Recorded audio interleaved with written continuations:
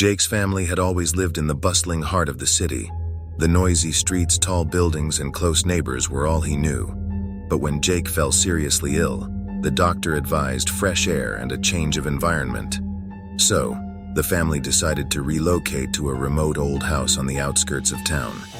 As they pulled up to the property, the sun began its descent, casting an orange-pink hue over the sprawling land. The house, with its peeling paint and creaky porch, seemed to sag under the weight of its age and secrets. The huge trees around whispered tales of times long past. Jake felt a chill, even though the evening was warm. While his parents were busy unpacking and arranging furniture, Jake decided to explore the vast backyard. The chirping of crickets and the distant hoot of an owl filled the silence. As he ventured further, he found a peculiar stone shaped in an odd symbol, half buried in the ground. Picking it up, he felt a strange tingling sensation as if something had awoken. When he looked up, a pair of bright eyes stared back at him from a distance. Squinting, Jake tried to make out the figure. It looked like a small, furry creature, but what caught Jake's attention was its unnaturally large, gaping mouth. Startled, Jake dropped the stone and ran back to the house, locking the back door behind him. That night, as he lay in his new bedroom, Jake couldn't shake off the feeling that they weren't alone. Every creak of the house, every rustling leaf outside seemed amplified. Trying to convince himself that it was just the unfamiliar surroundings playing tricks on his mind, Jake closed his eyes, hoping for sleep. But as the moonlight filtered through the window, it cast a shadow on his wall, the silhouette of something with a grotesquely wide grin, and just as quickly as it appeared, it vanished, leaving Jake in cold dread. The next morning was bright and sunny, a stark contrast to the eerie night Jake had just experienced. With the sunlight streaming through his windows, last night's fears seemed silly and childish. After a hearty breakfast, Jake's parents encouraged him to go outside and play, thinking the fresh air would do him good. The backyard seemed inviting during the daytime, with birds chirping and butterflies dancing around. Jake soon found himself near the spot where he'd seen the odd creature the previous evening. Picking up the stone he'd dropped, he traced its strange symbol with his finger, lost in thought. Suddenly, a soft, whispery voice said, "You found my stone." Startled, Jake looked up to see the creature from last night, only a few feet away. In the daylight, it seemed less intimidating. Its fur was a deep shade of maroon, and its large eyes gleamed with a mix of mischief and curiosity. But the most noticeable feature was still its enormous, unsettling mouth. "Who or what are you?" Jake stammered, clutching the stone tightly. The creature chuckled, a sound like wind rustling through leaves. "You can call me Mr. Widemouth," it said, its large mouth stretching even wider into what might have been a grin. "I've been here for a very, very long time. I'm always looking for someone to play with." Trying to hide his nervousness, Jake replied, "Well, I'm Jake. Why did you scare me last night?" Mr. Widemouth tilted his head, the sun reflecting off his eyes. "Wasn't trying to scare you. Just curious about the new resident of my home. Would you like to play a game?"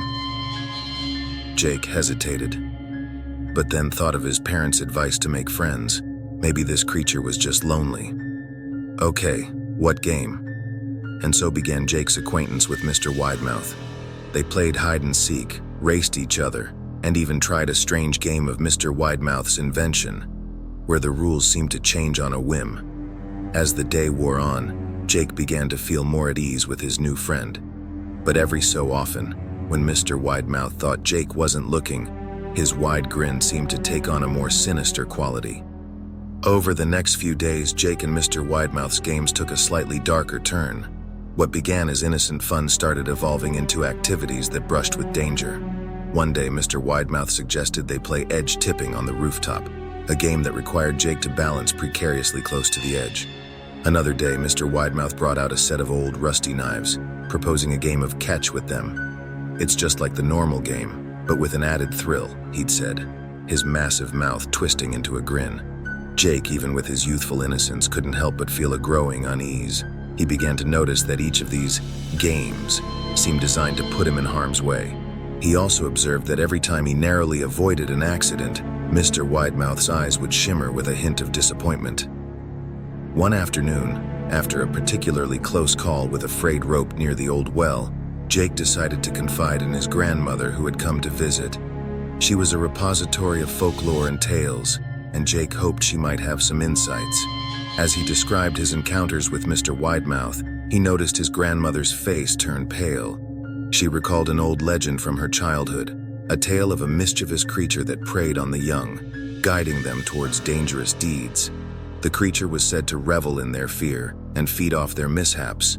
She warned Jake, "Not all friends wish you well, and not all games are meant for fun." That night, as Jake lay in bed, he contemplated his grandmother's words. The house's walls whispered tales of old, and shadows danced ominously. The weight of realization began to dawn on him. Mr. Widemouth was not just looking for innocent play. There was a darker intent hidden behind that immense grin. Determined to uncover more about Mr. Widemouth, Jake ventured into the house's attic one rainy afternoon. Amongst the dust-covered trunks and forgotten family heirlooms, he discovered an old leather-bound journal. It belonged to a child, perhaps a previous inhabitant of the house from decades ago. As Jake pored over its pages, he stumbled upon detailed drawings of a familiar figure, a furry creature with an exaggerated mouth. Beside it were sketches of symbols, similar to the one on the stone he had found. The diary entries spoke of games much like the ones Jake had played, but with more tragic outcomes. One passage read, "Mr. Widemouth promised it'd be fun, but after Lucy fell from the barn's roof, I know he lies. I hear her cries in the wind. He smiles more now." The journal revealed a pattern. Every time a tragedy befell the child writer or their friends, Mr. Widemouth seemed to gain more power, his presence more potent, and his grin wider. The last entry was particularly unsettling. "I know what he wants now. The games, the risks, they're all to feed him. Every scrape, every bruise, every tear gives him strength. I must stop playing. But he's everywhere, watching, waiting." Armed with this new knowledge, Jake's perspective shifted. He now saw Mr. Widemouth not just as a mischievous entity, but as a malevolent force that had haunted his family's home for generations. The creature's aim was clear, to draw the young into a web of dangerous games, feeding off their fear and pain. The weight of history pressed down on Jake. But with every revelation came a stronger determination. He resolved that he would not be another entry in a long list of children deceived by Mr. Widemouth's sinister influence. Drawing inspiration from his grandmother's tales and the cryptic diary, Jake began to piece together a plan to confront Mr. Widemouth. He believed that the stone with the peculiar symbol was key, possibly acting as a tether that anchored Mr. Widemouth to the physical realm. One evening, armed with the stone, Jake ventured to the very spot in the backyard where he first encountered the enigmatic creature. Chanting words from a protective spell his grandmother had taught him, Jake placed the stone in a small hole, encircling it with salt and old family heirlooms, hoping to create a barrier. As the moon rose high, a chilling wind swept through the yard. Emerging from the darkness was Mr. Widemouth, his Usuagrin scent replaced with a look of fury. "You think you can banish me?" he growled, the tone much more sinister than Jack had ever heard. Summoning his courage, Jack replied, "I know your games. I know what you feed on, and I won't let you hurt anyone else." The air grew tense. Mr. Widemouth's eyes flared with malice. "You think you're the first? Many have tried. All have failed." As Jake recited more of the spell, the ground began to shake. Mr. Widemouth lunged at him, but the barrier held strong, preventing him from crossing. The stone in the center began to glow brightly, emitting a hum that resonated through the night. With one final shout from Jake, a blinding light burst forth, encapsulating Mr. Widemouth. When the light dimmed, the creature was gone, and all that remained was the stone, now dull and lifeless. Exhausted but triumphant, Jake knew he had broken a cycle that had persisted for generations. The home would no longer be under Mr. Widemouth's sinister influence. While Jake believed he had vanquished Mr. Widemouth, the peace was short-lived. The following days were marked by strange occurrences. Doors would slam shut on their own, lights would flicker, and a cold, eerie laughter echoed through the hallways at night. One evening, as a fierce storm raged outside, Jake's parents were suddenly nowhere to be found. Panicking, he raced to his grandmother's room, only to find a note, "They're with me now." Dread gripped Jake as he realized that Mr. Widemouth, though weakened, had not been fully banished. Instead, the entity had turned its attention to his parents, drawing them into its nightmarish realm. Remembering an old tale his grandmother had once told him, Jake decided his only chance was to re-enter the space where the boundary between their world and Mr. Widemouth's was thinnest, the attic. Battling against the increasing supernatural disturbances, Jake made his way to the attic, clutching the now inert stone. As he reached the top, the atmosphere shifted, and he found himself in a twisted, dark reflection of his home. Distorted shapes moved in the periphery, and an oppressive silence filled the air. Guided only by the distant, muffled voices of his parents, Jake navigated this nightmarish labyrinth.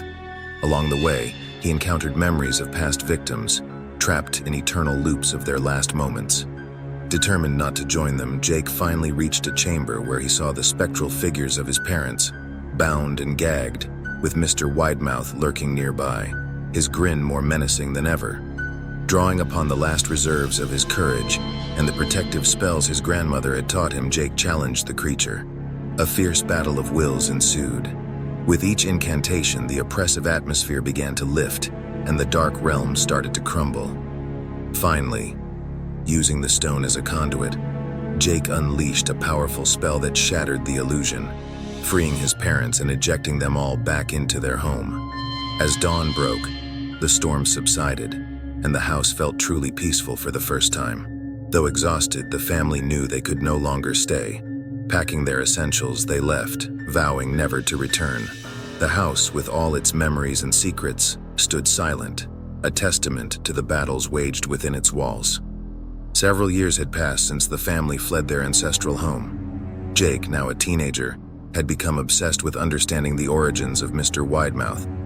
He delved deep into ancient tomes and obscure online forums, seeking any knowledge about entities like the one he had encountered. One evening, Jake stumbled upon a legend of a creature, eerily similar to Mr. Widemouth, that had been banished by a group of mystics centuries ago. The creature had been trapped in a realm between worlds, but had found ways to project its influence into the mortal plane, seeking souls to sustain its existence. The text spoke of a final incantation that could permanently seal the creature away, but it came with a warning. The ritual had to be performed in the creature's domain, a perilous task that none had survived. Realizing that he had left a job unfinished, Jake made a monumental decision. He would return to the house, confront Mr. Widemouth in his domain, and end the curse once and for all. As Jake approached the long-abandoned house, memories flooded back. The air grew cold, and the shadows seemed to whisper threats. But armed with newfound knowledge and a purpose, Jake pressed on. He retraced his steps to the attic, performing a series of rituals to transport himself into Mr. Widemouth's realm. The environment was even more distorted than before, a manifestation of the creature's growing power. In the heart of this twisted realm, Jake found Mr. Widemouth more formidable than ever, surrounded by the swirling souls of his victims. The creature sneered, "Back for more, boy." Determined, Jake began the incantation. The ground quaked and the atmosphere became electric. Mr. Widemouth, sensing the danger, unleashed a torrent of attacks, trying to disrupt the ritual. The two clashed in a spectacular battle of wills, with Jake drawing upon the energy of the souls trapped in the realm to bolster his strength. Each verse of the incantation weakened Mr. Widemouth, causing the realm to fracture. With a final shout, Jake completed the ritual. A blinding light enveloped everything, and a deafening roar echoed. When the light faded, Jake found himself back in the attic, alone. The house, once a place of dread, felt truly empty. Mr. Widemouth's reign of terror had ended. As Jake left the house, he took one last look back, knowing he had not only saved his family, but countless others from the creature's grasp. Years later, Jake, now a young adult, received word that the old family home was to be demolished. Although he had moved on with his life, a part of him felt compelled to pay one last visit and say a final goodbye. Arriving at dusk, the mansion looked different. Time had weathered its walls and nature had claimed most of the grounds. As he stepped inside, The memories of his childhood adventures, both good and haunting, came rushing back. While wandering the now dilapidated rooms, Jake noticed something peculiar. Every room held a small remnant from his past, a toy, a drawing, or a piece of clothing. It was as though the house itself was remembering its former occupants. Venturing into his old bedroom, Jake found a drawing he had made as a child. It depicted him with his family, all smiling, and right at the edge, a small fuzzy figure with a large mouth, but without the menacing demeanor. It seemed almost melancholic. Feeling an unusual calm, Jakey realized that while Mr. Widemouth had brought terror, the creature also inadvertently united his family and forget his own strength of character. In the stillness, Jake felt a presence, gentle and non-threatening. He whispered, "Thank you for the lessons, however harsh they were. Be at peace." As he left the mansion for the last time, the windows illuminated briefly, casting a soft golden glow. The house, it seemed, was saying its own haunting goodbye.